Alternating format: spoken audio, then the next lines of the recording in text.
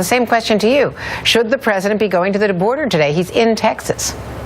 Absolutely. He'll be 500 miles from Dallas, and in fact, he'll be 242 miles from Austin, Texas, the other fundraiser that he'll be having. So he's so close to the border. And let me say this. When I saw, and I hate to use the word bizarre, but under the circumstances, when he is shown playing pool in Colorado, drinking a beer, and he can't even go 242 miles to the Texas border. And plus, if he doesn't want to go down to the border, there's the Lackland Air Force Base that is where HSS is holding some of the young kids from the border. He can at least make that trip to San Antonio. But again, border community leaders want to see him down there on the border.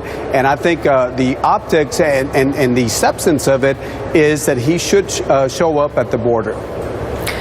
Why do you think the White House is so dug in on this? I don't know. They are dug in, for sure.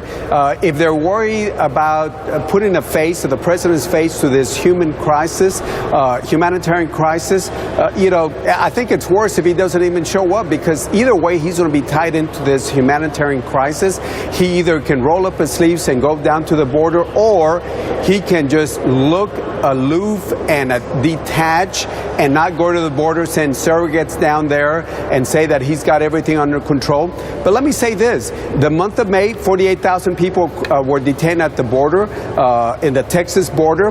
The month of June, 47,000. So you don't see a change of people coming in, this wave of humanity coming across. And by the way, 9,700 of them are young kids without parents. Congressman, this did not erupt overnight, as you point out. Now, are we seeing a pattern here with the administration? A White House that was late to the game on the fixes for Obamacare, didn't see the computer problems, the website problems coming.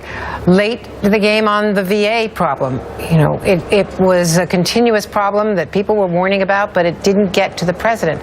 Is the White House too insular? Is cabinet government not working? What is going on here? Apparently, it's a pattern that I'm seeing here. We saw that with the VA. With this humanitarian crisis, it didn't happen overnight. It literally, if you look at one of the CBP reports, came out a year ago, and if you look at the numbers, these numbers have been going up. In fact, last year there were, about 26,000 kids without parents coming over. Now it's a larger number, so it didn't happen overnight.